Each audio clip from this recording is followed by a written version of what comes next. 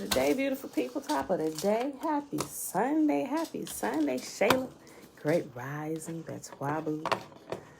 Let's see. Actually, I could just copy and paste. Hold on one second.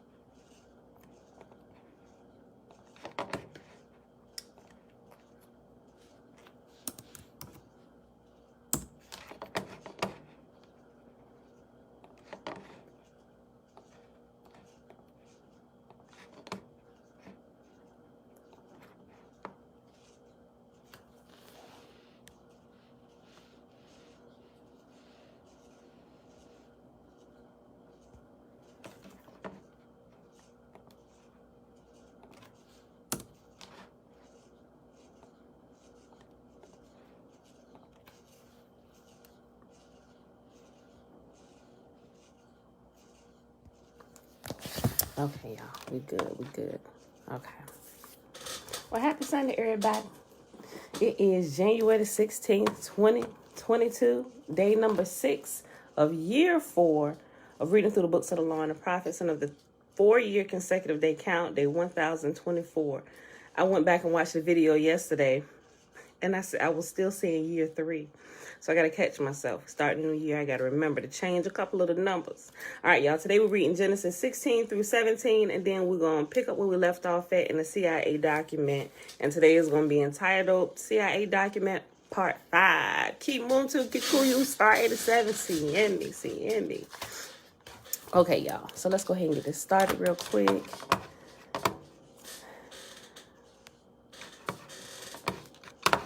Move this over.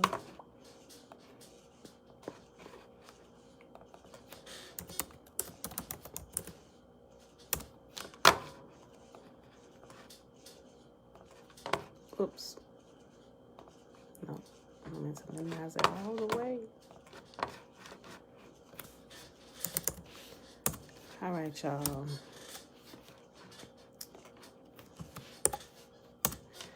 Remember, the Shema is found in Deuteronomy chapter 6. We started reading the whole chapter simply because we wanted to keep everything in its full context. All right, y'all. A Call for Wholehearted Commitment is the title from the NLT version when you go to Deuteronomy chapter 6. But this is where the Shema is found. These are the commands, decrees, and regulations that Yahuwah, your God, commanded me to teach you.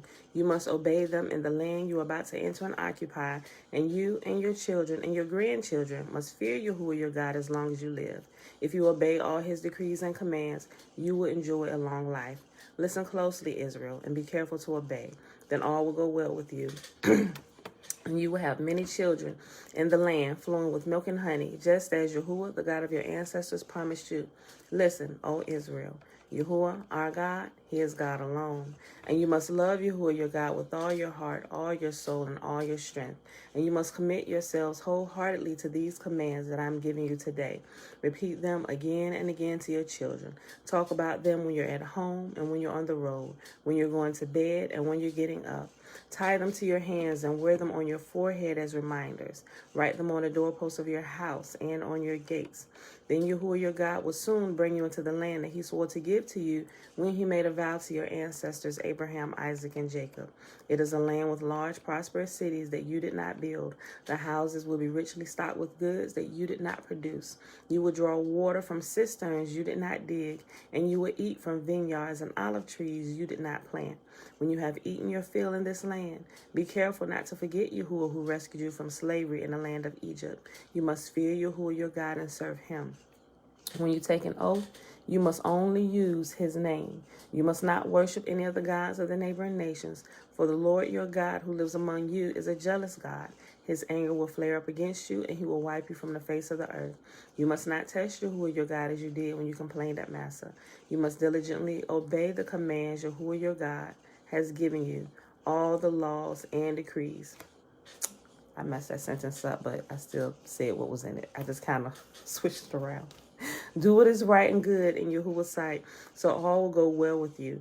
Then you will enter and occupy the good land that the Lord swore to give to your ancestors. You will drive out all the enemies living in the land, just as Yahuwah said you would.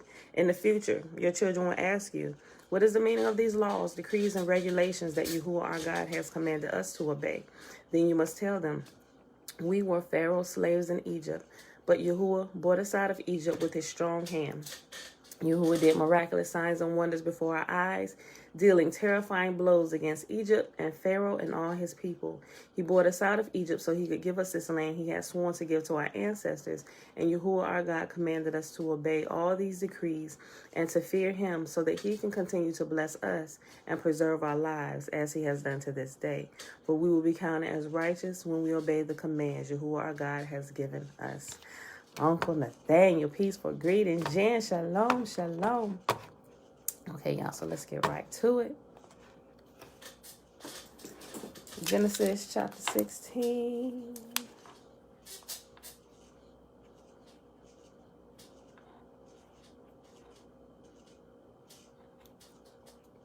Robert Betwabu.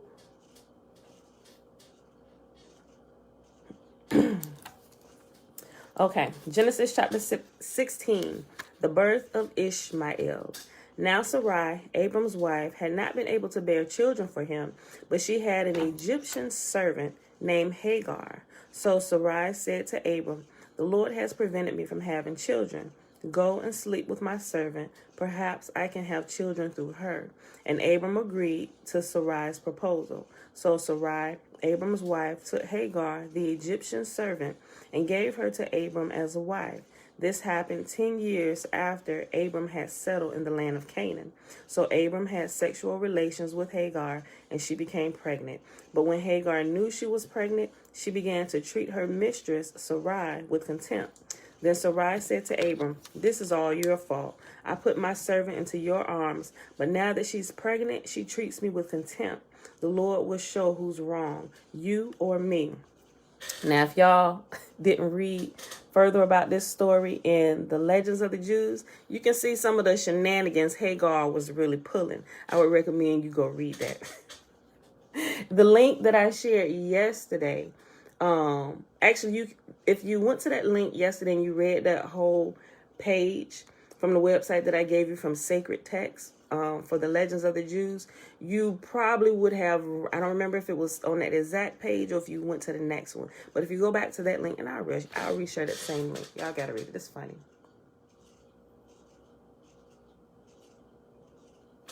Go back and read that so you can kind of get some more details. Because Hagar wasn't this innocent bystander. Oh, I just got caught up in this menage a trois. Well, no, it wasn't the three of them. She just got caught up in the shenanigans and Sarai being impatient, right? But she did. She had some shenanigans going on. That's why she was pissing Sarai off. Okay. But when Hagar knew she was pregnant, she began to treat her mistress Sarai with contempt. Then Sarai said to Abram, this is all your fault. I put my servant into your arms, but now that she's pregnant, she treats me with contempt. The Lord will show who's wrong, you or me. Abraham, look, she's your servant, so deal with her as you see fit. Then Sarai treated Hagar so harshly that she finally ran away. The angel of the Lord found Hagar beside a spring of water in the wilderness and along the road to Shur. The angel said to her, Hagar, Sarai's servant, where have you come from and where are you going? I'm running away from my mistress, Sarai, she replied. Like this make Hagar seem like she's just so innocent, right? And she was just doing the good bidding of her mistress. I'm running away from my mistress, Sarai, she replied. The angel of the Lord said to her, return to your mistress and submit to her authority. Then he added, I will give you more descendants than you can count. And the angel also said, you are now pregnant and will give birth to a son. You are to name him Ishmael, which means God hears. For the Lord has heard your cry of distress. This son of yours will be a wild man, as untamed as a wild donkey. He will raise his fist against everyone, and everyone will be against him. Yes, he will live in open hostility against all his relatives. After Hagar used another name to refer to the Lord, therefore, Hagar used another name to refer to the Lord who had spoken to her. She said, "You are the God who sees me." She also said, Have I truly seen the one who sees me? So that well was named Bir Lahai Roi, which means well of the living one who sees me. It can still be found between Kadesh and Bered. So Hagar gave Abram a son, and Abram named him Ishmael. Abram was 86 years old when Ishmael was born. Genesis chapter 17. Abram is named Abraham. When Abram was 99 years old, the Lord appeared to him and said, "I am El Shaddai, God Almighty. Serve me faithfully and live a blameless life. I will make a covenant with you by which I will guarantee to give you countless descendants." At this, Abram fell face down on the ground. Then God said to him, "This is my covenant with you. I will make you the father of a multitude of nations. What's more, I am changing your name. It will no longer be Abram. Instead, you will be called Abraham, for you will be the father of many nations. I will make you extremely fruitful. Your descendants will become many nations, and kings will be among them. I will confirm my covenant with you and your descendants after you from generation to generation. This is the everlasting covenant. I will always be your God and the God of your descendants after you.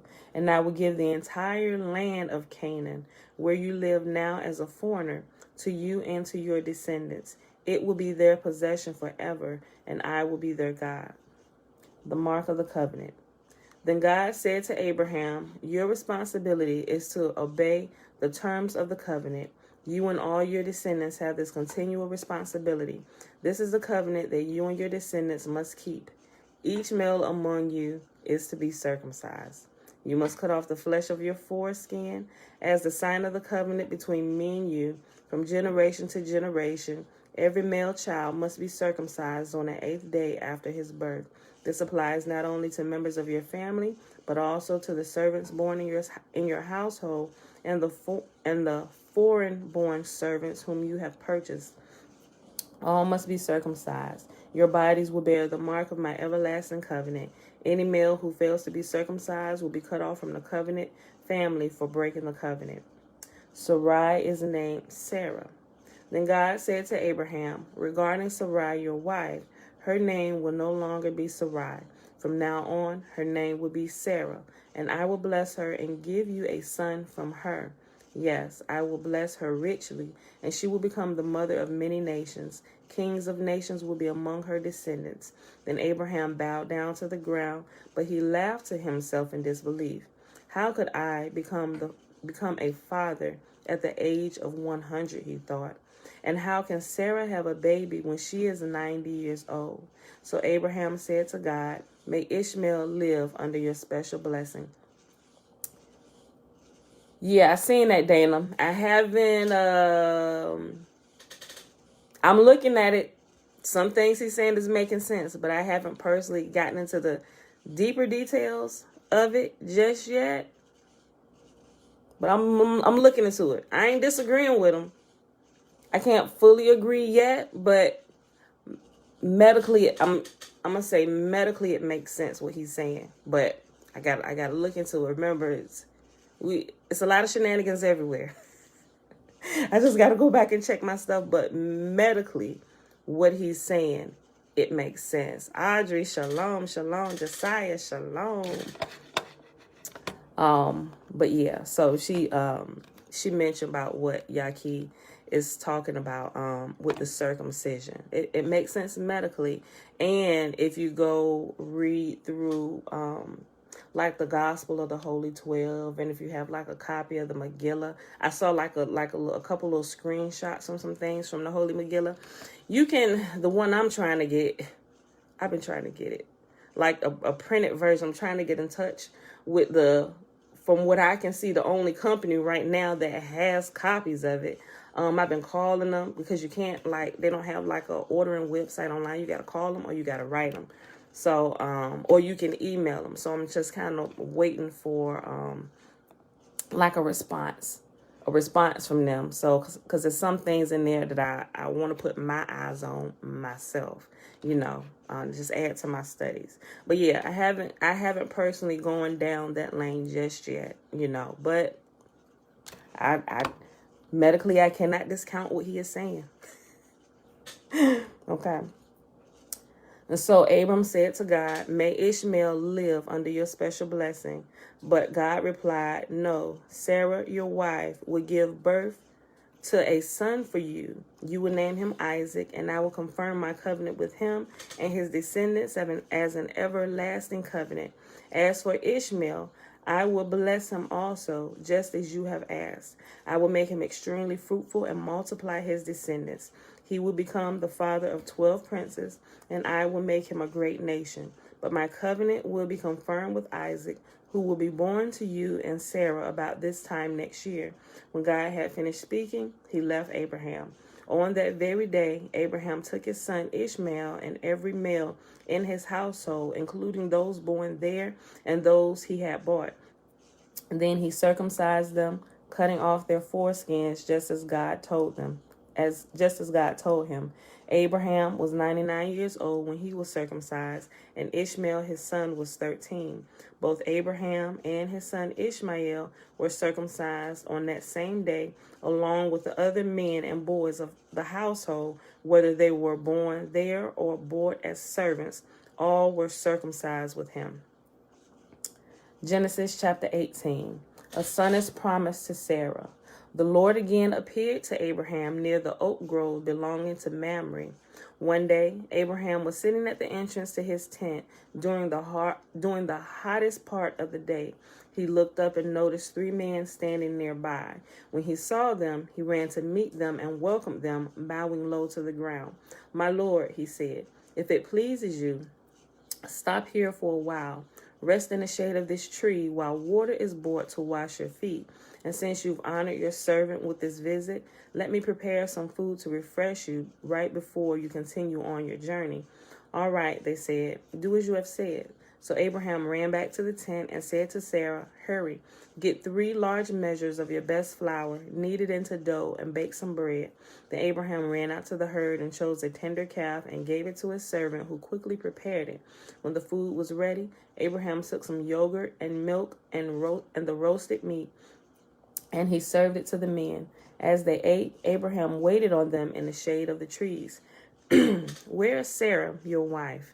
the visitors asked. "She's inside the tent," Abraham replied. Then one of them said, "I will return to you about this time next year, and your wife, Sarah, will have a son."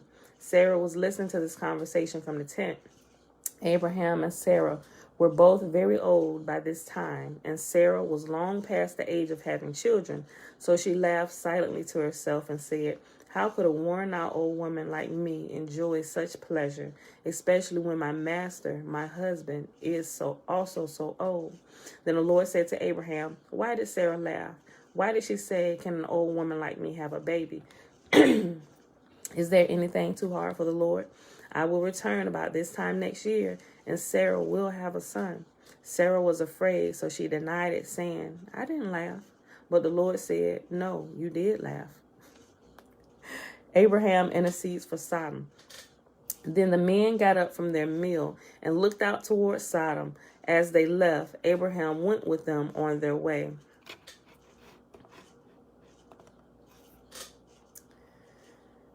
Abraham will certainly become a great and mighty nation, and all the nations of the earth will be blessed through him. I have singled him out so that he will direct his sons and their families to keep the way of the Lord by doing what is right and just. Then I will do for Abraham all that I have promised. So the Lord told Abraham, "I have heard a great outcry from Sodom and Gomorrah because their sin is so flagrant. I am going down to see if their actions are as wicked as I have heard. If not, I want to know." The other man turned and headed towards Sodom, but the Lord remained with Abraham. Abraham approached him and said, "Will you sweep away both the righteous and the wicked?" Suppose you find 50 righteous people living there in a city. Will you still sweep them away and not spare it for their sakes? Surely I wouldn't do such a thing, destroying the righteous along with the wicked. Why you would be treating the righteous and the wicked, why you would be treating the righteous and the wicked exactly the same. Surely you wouldn't do that. Should not the judge of all the earth do what is right? And the Lord replied, if I find 50 righteous people in Sodom, I will spare the entire city for their sake. Then Abraham spoke again. Since I have begun, let me speak further to my Lord, even though I am but dust and ashes. Suppose there are only 45 righteous people rather than 50. Will you destroy the whole city for lack of 5? And the Lord said, I will not destroy it if I find 45 righteous people there. Then Abraham pressed his request further. Suppose there are only 40. And the Lord replied, I will not destroy it for the sake of 40. Please don't be angry with me, my Lord. Abraham pleaded, let me speak. Suppose only 30 righteous people are found. And the Lord replied, I will not destroy it if I find 30. Then Abraham said, since I have dared to speak to the Lord, let me continue. Suppose there are only 20. Then the Lord replied, I will not destroy it for the sake of 20. Finally, Abraham said, Lord, please don't be angry with me if I speak one more time. Suppose only 10 are found there. And the Lord replied, then I will not destroy it for the sake of 10. When the Lord had finished his conversation with Abraham, he went on his way, and Abraham returned to his tent. And that, my beautiful people, is our reading for today. Genesis 16, 17, and 18. All right, let us go on back here to this C.I.A. document.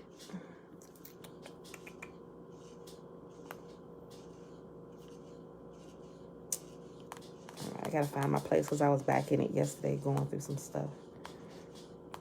We ended at the end of number 30 after all of the letters. What was that page? Was it 22, I think? No. Page 25. Okay, we're on page 25, y'all. The link to the document, if you don't have it, I posted it at the top. So scroll up, click on it. I'm not sure if you can read it while we're going along, but it's there. Levon, blessings.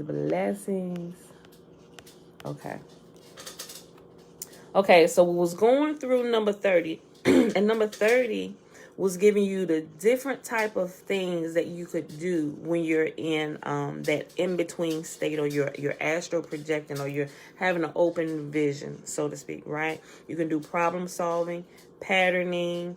They got the energy bar tool, remote viewing, your living body map, focus 15, meaning traveling into the past. And the last one was H. Focus 21, being able to travel into the future or see in the future. But we also know that what we see in the future may not necessarily happen if certain things are changed that we're doing today.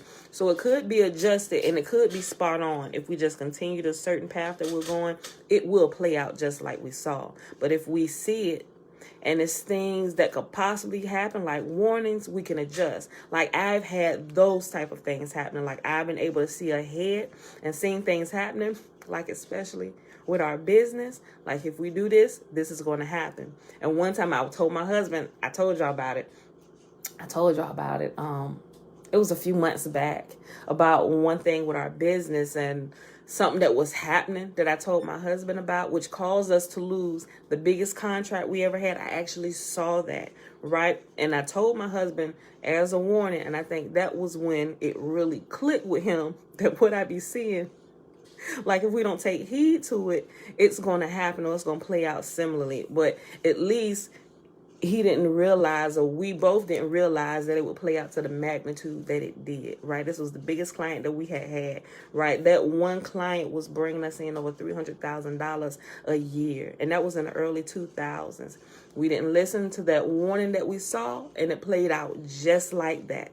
Just like that. I saw my husband walking into the office of one of our contractors' clients, and they had our company, it was a company brochure that we made at the time because we really wasn't savvy so much with the internet, you know. So we was making, well, I was having little brochures made. And so when we would go to like networking meetings and stuff, this is the information in a nutshell for our company. I could fit more into a brochure than I could on our business card, right? Here's about us. These are the services our company offer. And so, boom, this is a quick overview, right? All our certifications, all that stuff, right?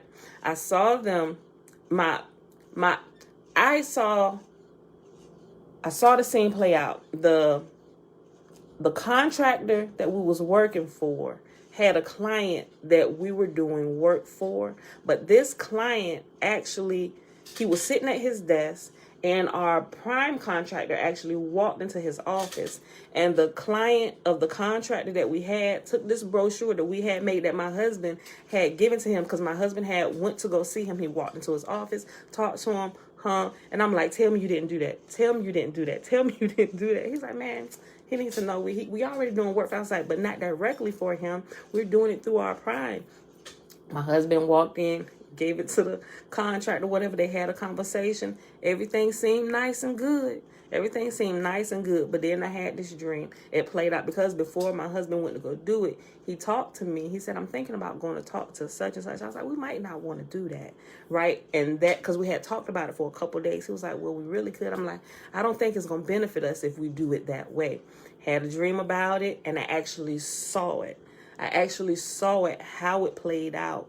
And I knew it played out just like I had saw it, because when our prime came back to my husband, he explained to him what had happened. And then when my husband came back and told me, I said, that's exactly what I saw. That's exactly what I saw. Boy, I tell you, you can change the outcome of the future when you see it by adjusting some of the things that you got going on now. And I kind of actually look forward to seeing things like that in the future. I'm like, okay, what I want to see is warnings. How is things going to play out if we make certain decisions? That's when we kind of learn to listen to those things. Trina, hey girl, hey, but Twabu. So, yeah, so that's kind of what Focus 21 talks about. But you can also see other things, you know. Church calls it prophecies, right? They have an open vision or a dream or something, and they'll call it a prophecy, right? But everybody's doing it. Okay. So page 25, after the Focus 21 section, it goes into number 31. And we actually only have 5 pages left, y'all. This document is 30 pages, then it has a bibliography. So we're gonna finish this today, and then tomorrow we'll start my big toe. All right. Number 31, out-of-body movement. This remarkable phenomenon has been saved for discussion in detail until last because of the interest which it occasions and special circumstances involved in its attainment. Monroe Institute stresses that the Gateway Program was not established solely for the purpose of enabling participants to obtain the out-of-body state, nor does the program guarantee most participants will succeed in doing it during the course of the training at the Institute. Let me read it again. This remarkable phenomenon has been saved for discussion in detail until last because of the interest which it occasions and special circumstances involved in its attainment. Monroe Institute stresses that the Gateway Program was not established solely for the purpose of enabling participants to obtain the out-of-body state, nor does the program guarantee that most participants will succeed in doing it during the course of the training at the Institute. Only one tape, only one tape out of the many which make up the Gateway experience is devoted to the technique involved in the out-of-body movement.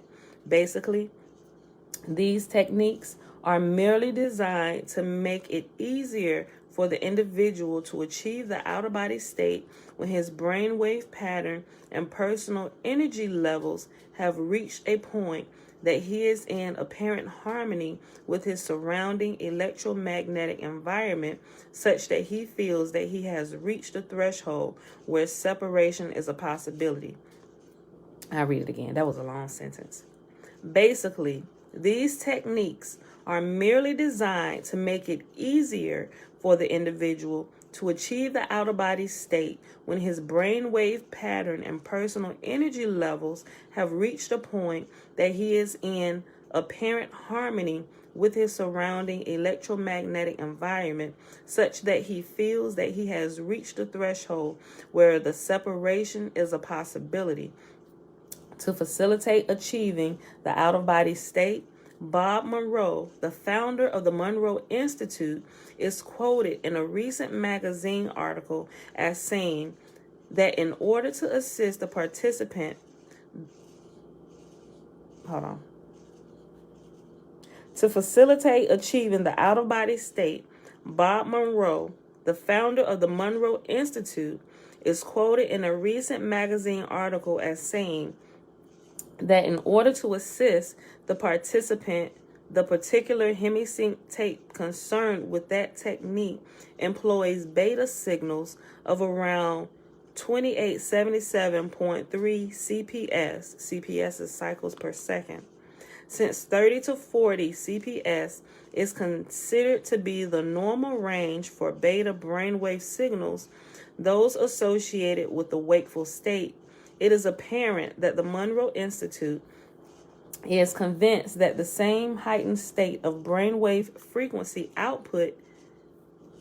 Hold on, I'm gonna lose my space. Hold on.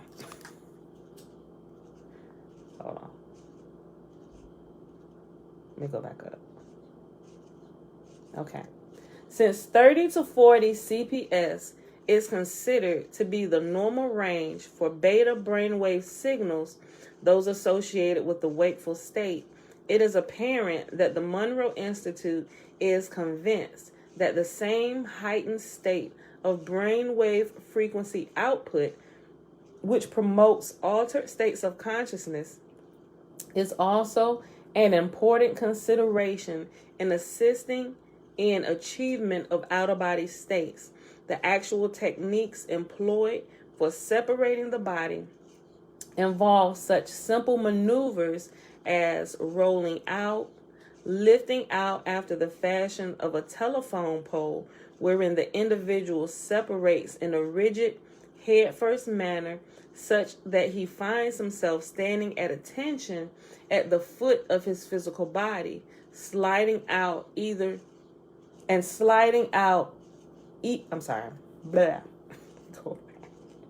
Hold on.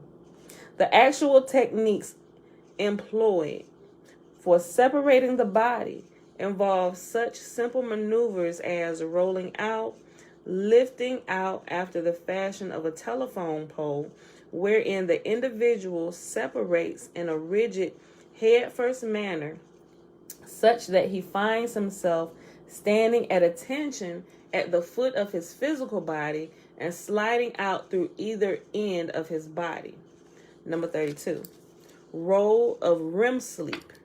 It is interesting to note that Bob Monroe informed the Gateway class that finished the 7th of May, 1983, that an ex-trainer of his operating in Charlottesville, Virginia, found that he could guarantee out-of-body movements by bringing participants down into a rigid, rapid eye movement. Ooh, wait a minute. Somebody, hold on, y'all. Ooh, I'm going to share this video. Oh, snap. Because I was wondering, I didn't try it. I heard it. I was like, I'll try this a little bit later. I need to check into it. Hold on. Okay, listen to what he just said. Hold on, okay.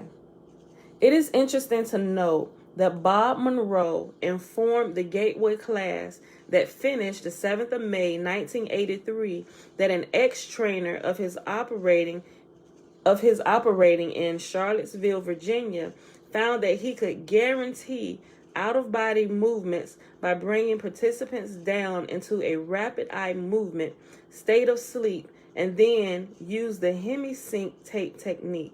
This may well be a function of the fact that most, if not all, people reputedly go into an out-of-body state during REM sleep.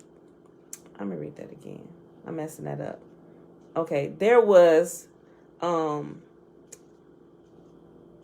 There was this video I saw. Let me pause for a second before I share the details of that. Let me finish reading this. I gotta put my thoughts together because I was still looking at that just yesterday. Okay, hold on. Let me go back. I gotta stop moving so fast. It went out. Hold on. It's back, Shayla. Okay. Can y'all see me? YouTube?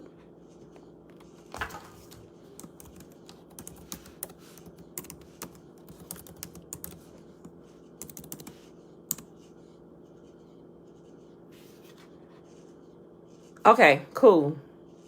Okay. All right. I'm glad I looked up. All right. Mom, shalom, shalom. Okay. Let me just go back. I'm going to quit getting ahead of myself, y'all, because I be checking into things. And I don't want to give y'all information too fast before I actually go look at it. But he mentioned something that I was actually looking into yesterday. Okay. I'll start over. Number 32, role of REM sleep. It is interesting to note that Bob Monroe informed the Gateway class that finished on the 7th of May, 1983, that an ex-trainer of his operating in Charlottesville, Virginia, found that he could guarantee out-of-body movements by bringing participants down into a rapid eye movement or REM state of sleep, and then use the hemi-sync technique. This may well be a function of the fact that most, if not all people, reputedly go into an out-of-body state during REM sleep. REM sleep is the deepest possible level of ordinary sleep and involves complete disengagement of the body's motor cortex functions from the neck down and nearly complete suppression of consciousness in the left brain hemisphere. The effect of this is to put the body in a state of complete stillness so far as the skeletal muscle structure is concerned, thereby promoting the state of deep rest needed to eliminate the bifurcation echo. In addition, it leaves the right hemisphere of the brain free to respond to the instructions and suggestions contained on the Gateway tape. However, use of the hemi-sync tapes at this point may be less a factor in actually achieving the out-of-body state than it is a matter of focusing the brain enough so that the residual memory of having naturally achieved an out-of-body state is carried into the waking state. I'll read it again. However, use of the hemi-sync tapes at this point may be less a factor in actually achieving the out-of-body state than it is a matter of focusing the brain enough so that the residual memory of having naturally achieved an out-of-body state is carried into the waking state. Indeed, it may be even postulated that some dreams associated with deep levels of sleep are in fact functions of the same kind of altered consciousness involved in interaction with the universe that plays a role in all of the focus 12, 15, and 21 states as described above. The difference between those states and the condition of the mind in REM sleep seems to be that the left hemisphere is almost totally disengaged in the latter experience, such that memory of what was achieved in the altered states of consciousness cannot usually be retrieved by conscious desires because the left hemisphere has no knowledge of its existence or its location in the right hemisphere, which makes sense. Why people can't remember some of the out-of-body experiences they have. That makes sense to me. Admittedly, some people can be trained to remember in their REM state dreams through intense conditioning in the waking state, but even that may be more a function of establishing pathways in the right hemisphere, which the left hemisphere can access following re-entry into the wakeful state, than it is an indication of any specific left hemisphere conscious involvement in the process during REM sleep. In any event, the three apparent conditions required for voluntary inducing an out-of-body state in most individuals seems to be number one, achievement of a state of profound quiet in the body such that the bifurcation echo fades and resonance at approximately 7 hertz is established. Number two, synchronization of the two brain hemisphere wave patterns.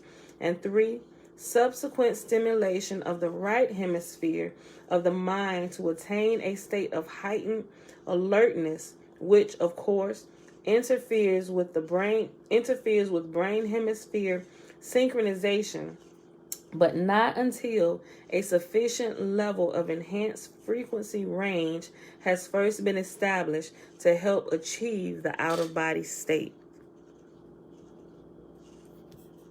May y'all keep y'all safe as y'all travel. Auntie. All right, number 33. Information collection potential. The information acquisition potential associated with the out-of-body state seems to attract the most attention from the standpoint of developing practical applications for the gateway process.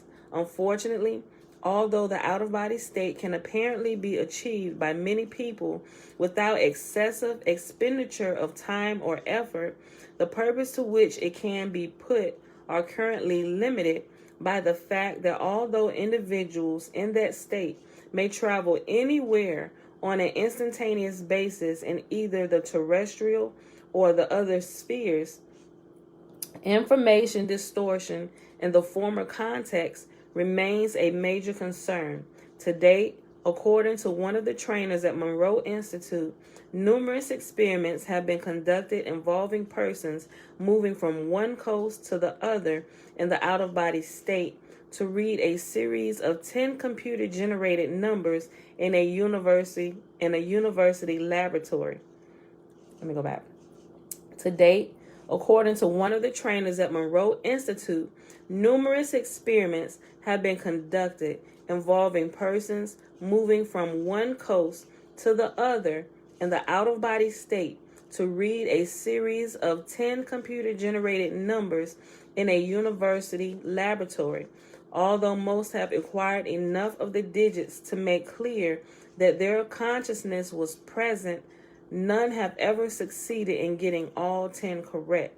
This seems to be a function of the fact that physical reality in the present is not the only holographic influence which the individual may encounter in an out-of-body state. There are also energy patterns left by people or events occurring at the same physical site being viewed, but from the past rather than the present. In addition, since thoughts are the product of energy patterns and energy patterns are reality, it may also be possible that individuals encounter thought forms while in out-of-body state which mingle with the physical reality and are not easily differentiated. Finally, as Melissa Jagger writes, there is another potential problem area in the same sense that holograms can be viewed pseudoscopically, this is to say, inside or backwards, just as well as they can be seen in proper perspective. Some of the distortions occurring may ultimately prove to be traceable to this cause because in the out-of-body state, an individual may perceive the holographic energy patterns given off by people or things interacting in time-space reality in a somewhat distorted form. Number 34, belief system considerations. In 1967, Alexandra David Neal and Lama Yagdin wrote a book entitled Secret Oral Teachings in Tibetan Buddhist Sects, from which the following quote is taken. Quote, "The tangible world is movement, say the masters, not a collection of moving objects, but movement itself. there are no subjects in movement. It is the movement which constitutes the objects which appear to us. They are nothing but movement. This movement is a continued and infinitely rapid succession of flashes of energy. In Tibetan, Saul or Shug. Saul is T-S-A-L or Shug. S-H-O-U-G. All objects perceptible to our senses, all phenomena of whatever kind and whatever aspect they may assume, are constituted by a rapid succession of instantaneous events. End quote. The classic description of the Universal Hologram is to be found in a Hindu sutra which says, quote, in the heaven of Indra, there is said to be a network of pearls so arranged that if you look at one, you see all the others reflected in it. End quote. I have cited this quotation because it shows that the concept of the universe, which at least some physicists are now coming to accept, is identical in its essential aspects with the one known to the learned elite in selected civilizations and cultures of high attainment in the ancient world. The concept of the cosmic egg, for example, is well known to scholars familiar with the ancient writings of Eastern religions. The cosmic egg is the Merkaba, right? I'm gonna show y'all a picture. I screenshot it from one of the videos from Billy Carson where he showed different Merkabas, and you can see a lot of them. It's like the double, the triangle, right? But there's also ones that are oval, like what they're shaping in like an egg form or whatever. But I'll show you, it's a couple different ones, and they were showing that all these are considered to be Merkabas, right? Merkaba, Merkaba, however you want to pronounce it. Okay. I have cited this quotation because it shows that the concept of the universe, which at least some physicists are now coming to accept, is identical in its essential aspects with the one known to the learned elite in selected civilizations and cultures of high attainment in the ancient world. The concept of the cosmic egg or the Merkaba, for example, is well known to scholars familiar with the ancient writings of the Eastern religions, nor are the theories presented in this paper at variance with the essential tenets of the Judeo-Christian stream of thought. The concept of visible reality, i.e., the created world, as being an emanation of an omnipotent and omniscient divinity who is completely unknowable in his primary state of being.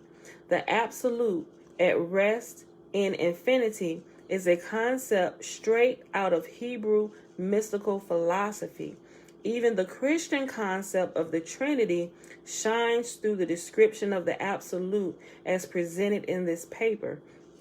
The description of energy totally at rest in infinity fits the Christian metaphysical concept of the Father, while the infinite self-conscious resident in that energy providing the motive force of will to bring a portion of that energy into motion to create reality corresponds with the Son. This is so because in order to attain self-consciousness, the consciousness of the absolute, remember the absolute is considered the great creator, Yah, we call him Yah, other people call him other things, but the creator of the world, right? This is so because in order to attain self-consciousness, the consciousness of the absolute must project a hologram of itself and then perceive it. That hologram is a mirror image of the absolute in infinity, still exists outside of time and space, but it is one step removed from the absolute and is the actual agent of all creation, all reality. And the eternal thought or concept of self which results from this self-consciousness serves the, we missing 4 pages. 4 pages have been deleted from this document. I didn't pick that up. I gotta find, now I'm gonna be looking for missing pages.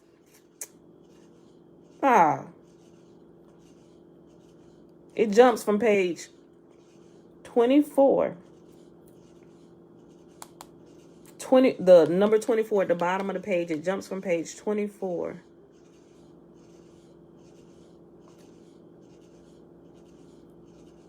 Doesn't have a number on this page. Oh, hold on. It jumped. What is this? 26. No, I'm sorry. I was looking at the wrong. It's missing 1 page. The page number is kind of covered up by the approved for release down at the bottom. It's 26. Okay, so it's page 28 of my Kindle document as it's counting the pages.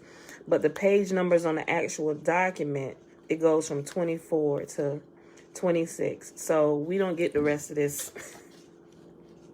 This sentence was 34.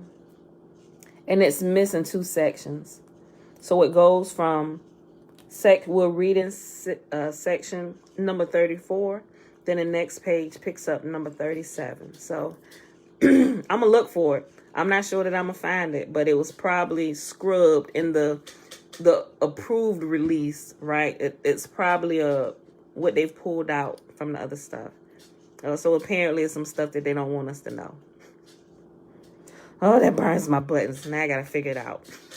Okay, so I'm going to just read this last sentence again where it cuts off, and then we'll just jump from 34 to 37, I guess. And we ain't got no other choice at this point, right?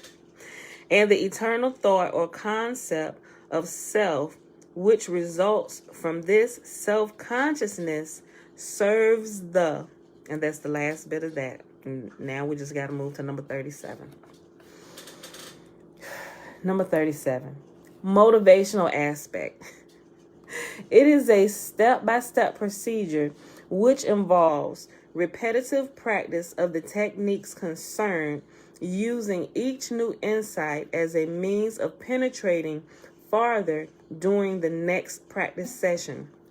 But the rate of progress is so much faster with the gateway approach than it is with transcendental meditation or other forms of mental self-discipline, and its horizons seem to be much wider that the discipline needed to practice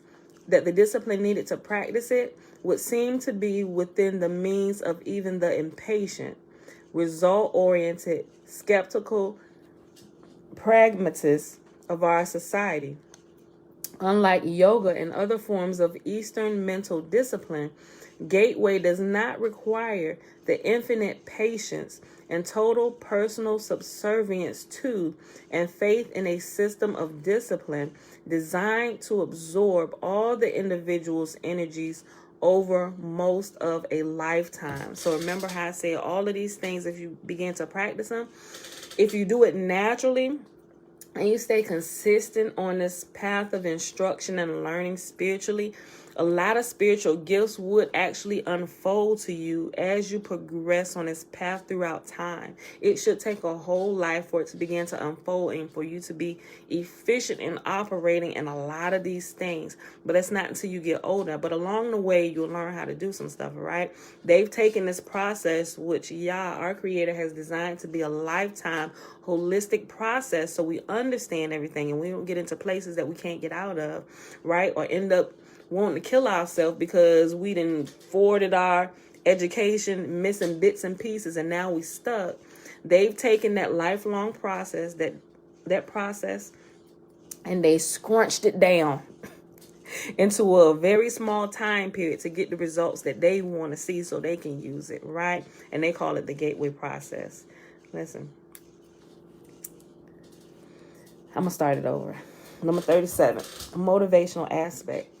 It is a step-by-step procedure in which involves repetitive practice of the techniques concerned, using each new insight as a means of penetrating farther during the next practice session. But the rate of progression is so much faster with the gateway approach than it is with transcendental meditation or other forms of mental self-discipline, and its horizons seem to be so much wider that the discipline needed to practice it would seem to be within the means of even the impatient, result-oriented, skeptical pragmatists of our society. Unlike yoga and other forms of Eastern mental discipline, Gateway does not require the infinite patience and total personal subservience to and faith in a system of discipline designed to absorb all the individual's energies over most of a lifetime. Rather, it will begin to produce at least minimal results within a relatively short time, such that enough feedback is available to motivate and energize the individual to continue working with it. Indeed, the speed with which an individual may expect to progress seems less a function of the number of hours spent practicing than it is a question of the speed with which he or she is able to use the insights gained to release anxieties and stresses within both the mind and the body. These points of energy blockage seem to provide the principal barriers to achieving the enhanced energy states and focus of mind needed for rapid progression.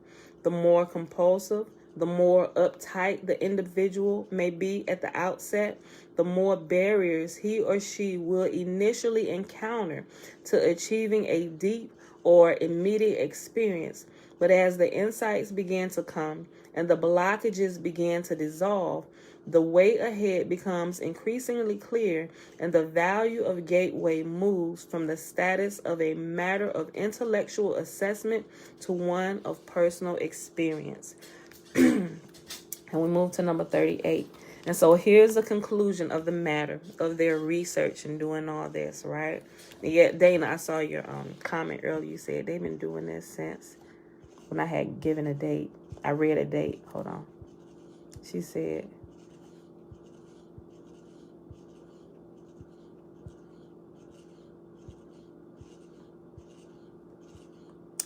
she said they've been doing this since 1983. Shaking my head.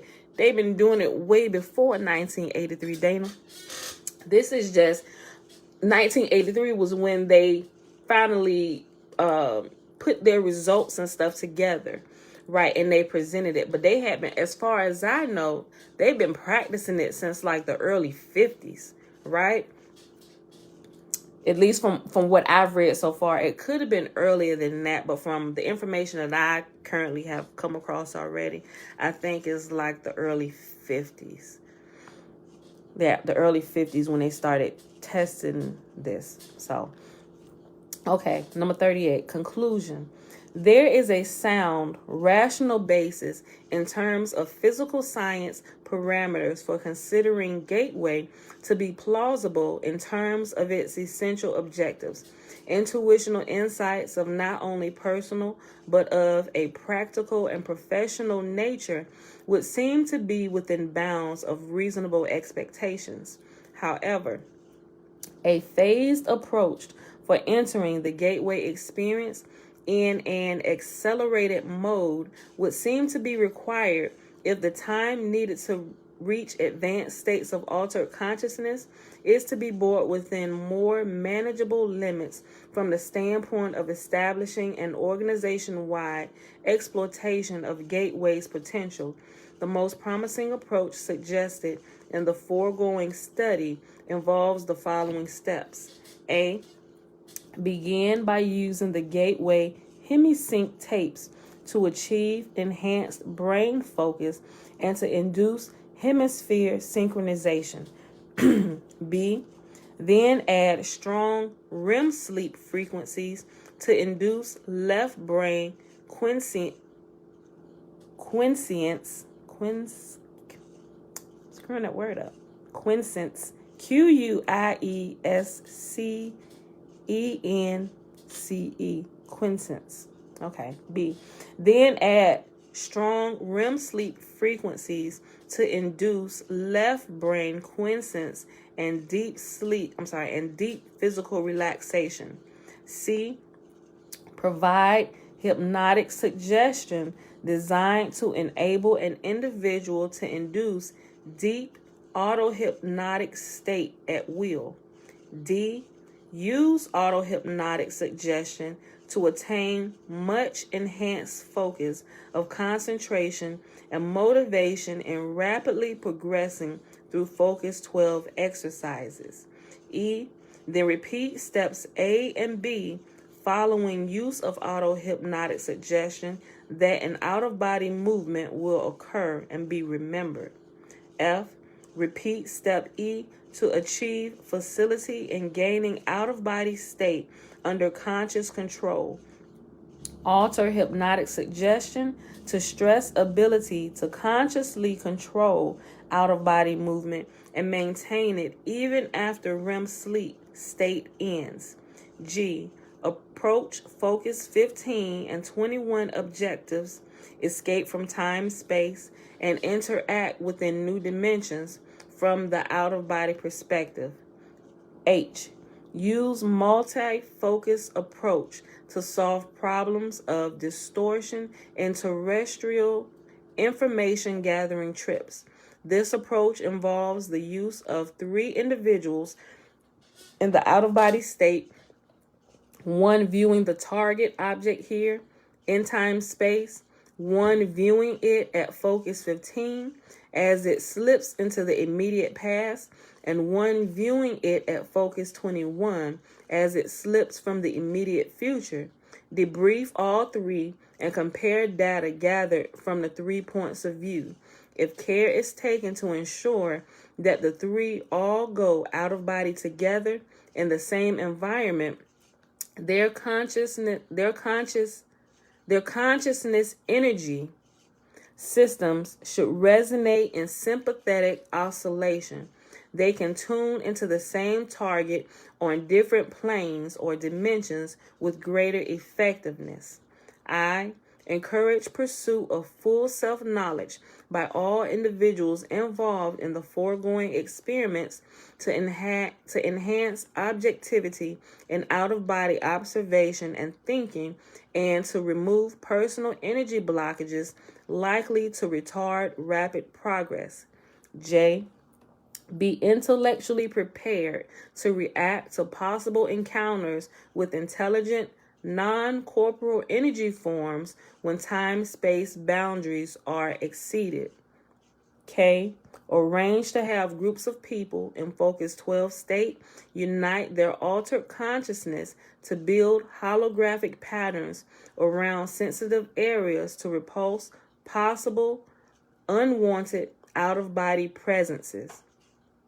Meaning, put up some barriers so other people going out of body don't get in here. Do you know this is a real thing? You know, like with Area 21 and secret government facilities. Do you know if you try to pull shenanigans and get into like Area 51 or anything that the government has deemed off limits for the public, it's somebody waiting for you right there on watch and out of body. I kid you not. I kid you not. Go test it. Go try it. Go try it. You can get met with some military force. Look, they ain't playing none of these games with the public because they know what we're capable of. And because they're trying to get you to stay away from it while they use it, they know some people going to wake up and they're going to understand, and they're going to start slipping into some of the places, and they're going to start pulling what they've been pulling on the world for as long as they've had this information available in other countries and stuff, right?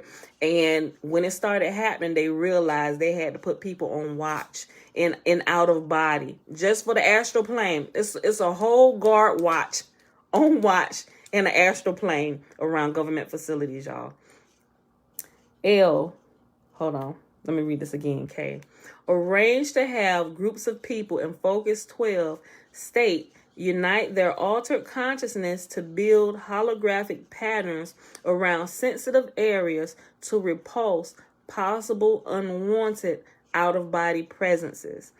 L. Encourage more advanced gateway participants to build holographic patterns of successful attainment and rapid progress for advanced colleagues to assist them in progressing through the gateway system. If these experiments are carried through, it is to be hoped that we will truly find a gateway to gateway and to the realm of practical application for the whole system of techniques which comprise it. I read that again. That was the last sentence of this whole document. I screwed it up. All right. If these experiments are carried through, it is to be hoped that we will truly find a gateway to gateway and to the realm of practical application for the whole system of techniques which comprise it. And that, my beautiful people, is the reading, the full reading of this document. And it has a bibliography. Let me read this to you. It has 9 bullet points. Okay. So the first reference is Bentov Zach, Stalking the Wild Pendulum, New York, E.P. Dutton, 1977. Number 2 is Ferguson, Maryland, Carl Pribram's Changing Reality, Human Behavior, May 1978. Number 3, Glideman John. And of course, they're giving the last names first, so I'm just reading it like it is. Glideman John, Einstein Against the Odds, The Great Quantum Debate, Science Digest, June 1983. Number 4, Jagger Melissa, Monograph, The Lamp Turned Laser, Monroe Institute of Applied Science, Faber, Virginia, undated. Number 5, Monroe Robert A., Journeys Out of the Body, New York, Doubleday and Company, 1971. Number 6, Peirce Jill, The Mystical Spiral, New York, Thames and Hudson, Incorporated, 1980. Number 7, Sanella Lee, MD, Kundalini Psychosis or Transcendence, San Francisco, Henry S. Dakin, 1976. Number 8, Stone Pat, Altered States of Consciousness, The Mother Earth News, March, April, 1983. And number 9, Tart Charles T., Altered States of Consciousness, New York, Wiley, 1969. And that, my beautiful people, is a complete reading. And clearly we know that a couple pages have been scrubbed from this document, right? I'll see if I can find it. I probably won't ever find it because it's been completely removed from this. It's on file, arm and release instructions apply. Clearly, we know there were some rules that applied with releasing this, right?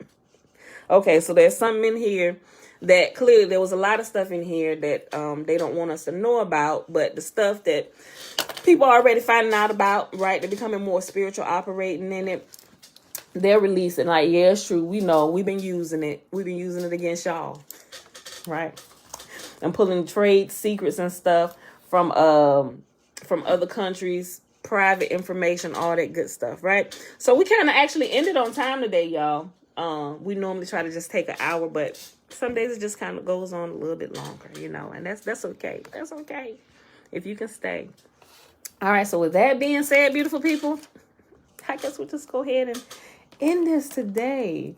Have y'all had a chance to look at any of the resources that I gave y'all? Y'all do any more research than what I shared with y'all over there? Well, actually, I posted on Facebook too, but in the community section, ooh, it's some good stuff. I wish I could share everything at one time, but we haven't covered everything, you know. So as we kind of hit it upon, as we come across it in the extra study that we're doing, I'll release some of that information for y'all. Y'all got to go check into it, right?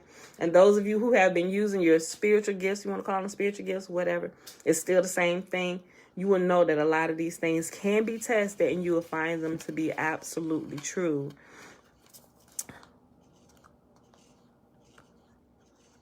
Right. How people know stuff and you can't see them. Y'all, look, this is operating even with the electronics that we have. Y'all know how I've seen a few people talk about it. It's well, if you look at that video that I shared by Billy Carson yesterday, the one where he's giving like the secrets to the Merkaba, he talks about it just a little bit about energy and stuff, right? So you know, with our cell phones, y'all know how y'all be on social media, and you can say something, or you don't even have to be on social media. You could just be having a conversation in your house, right? And next time you get on your phone or your laptop or whatever, things will pop up in your suggestion that you've had a conversation about. You don't have to type it in your phone. You don't have to have you don't have to be going back and forth texting somebody talking about it. It will begin to populate, right? And a lot of people saying that I think they pull the information by hearing you speak, the type of energy and electronics that are being used with the wireless signals that are being sent. But also, I think it's a little bit more than that. Because now I see it to where I won't even have to utter a word, right? I could be thinking about something and it will begin to populate in social media. People who are having these type of conversations that I'm thinking about, it will begin to populate. So we don't even have to necessarily speak it out of our mouth. Now it's to the point where we can think about it and we can see it populate, y'all. This is just going to keep developing over the years. My mama said, yeah, Big Brother is listening. I'm telling you, when you begin to learn about energy and how it flows and technology and how it really operates through frequency, radio signals and stuff like that, it's like us using, these are like the cell phones and the electronics that we have. It's compared to what technology really is and how they were using technology back in the day. Like, we're just like really, rediscovering a lot of this stuff. And they have to move us in phases with little different things, with the cell phone, like the radio waves and everything. All this energy has already been out here. We're just developing or redeveloping in a way to where we're able to tap into it. And they actually have devices for us to use. And we don't necessarily need like these devices for real. If you really understand how the body works and how to tap into the frequencies around us. Because remember, before computers and things came out, we were the computers. I saw, it was not David. I want to call him David. Billy Carson, he mentioned Hidden Figures in one of his videos. Just everybody's seen the movie Hidden Figures. Remember the group of black women that NASA used to compute things? They were computers. Humans were computers, right? Before computers became a thing. Our brains are capable of doing way more than what these electronics that we have today are able to do. The whole design is built on the design of our brain and how it operates, right? So if we learn about our bodies and get back in tune with creation and the earth and all this stuff, we'd be able to do amazing things. We really would. I wonder if light sleepers would be able to experience out of body.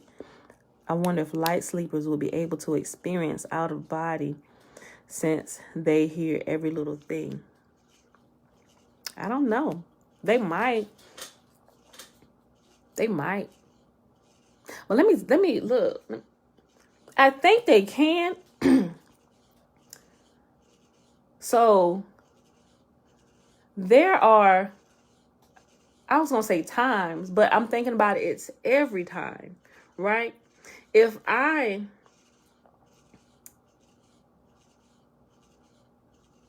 for instance, some days my husband, he'll work on a project late, right? And if I'm tired, I got everything good, kids down or whatever, I'll go ahead and climb into the bed, or I'll just lay across the bed and I'll go to sleep. And immediately I'm out and either having a dream or it's an out of body experience. But if it's an out of body, it doesn't matter.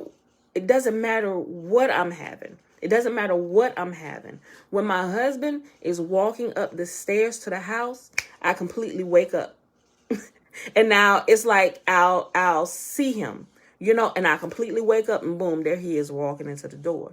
Right. So I don't know. It's weird, but I don't know. I guess that's just how in tune I am, or I don't know. It just kind of just happens. Is it just us, or is anyone else experiencing sound dropouts? I don't know. It could be sound dropouts because it went out earlier, but it came back in. Maybe. I don't know. Anybody else experiencing sound dropouts? I think my Wi-Fi is good today. I don't know. It could be me though. I don't know. But yeah, as you just kind of develop, sometimes I'm not able to give like medical terms or scientific terms for things, but I can explain to you what's been happening and you should be able to get it. But light sleepers, they probably can. They probably can. So even if I don't know, I think they can, because sometimes I don't be in a deep sleep, and I tend to hear a lot of stuff as well, but I don't know. I guess it really just depends on the person for real, but I think you can. If you can go to an out of body state and you don't have to be sleeping, but if you're doing it naturally, it takes some practice and years to be able to do it as you progress. You don't even have to like go lay down or whatever. You can literally just go sit down and just go tap right in and be able to have an out of body experience or open vision, if you like to hear those words, but it really, Dana, I really believe it just really depends on the person, right? So, but other than that, y'all, I really ain't got nothing else. I'm gonna share a few more things today for y'all to look into, and yeah, and we'll just kind of like meet back here on Tuesday, because we won't be here tomorrow, and tomorrow's a holiday. We won't gonna be here anyway, even if we won the holiday. We don't go observe the Sabbath tomorrow. What are night terrors? They're like out of body experiences. Yeah, I think so. They're like out of body experiences. Yeah, I think so. Hold on, let's see.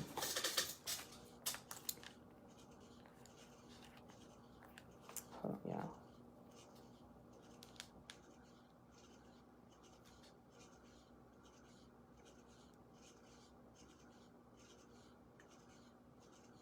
Why don't you just send me something?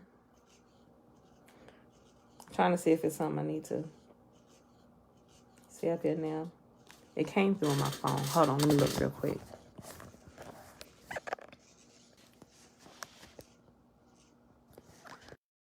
I had made a comment.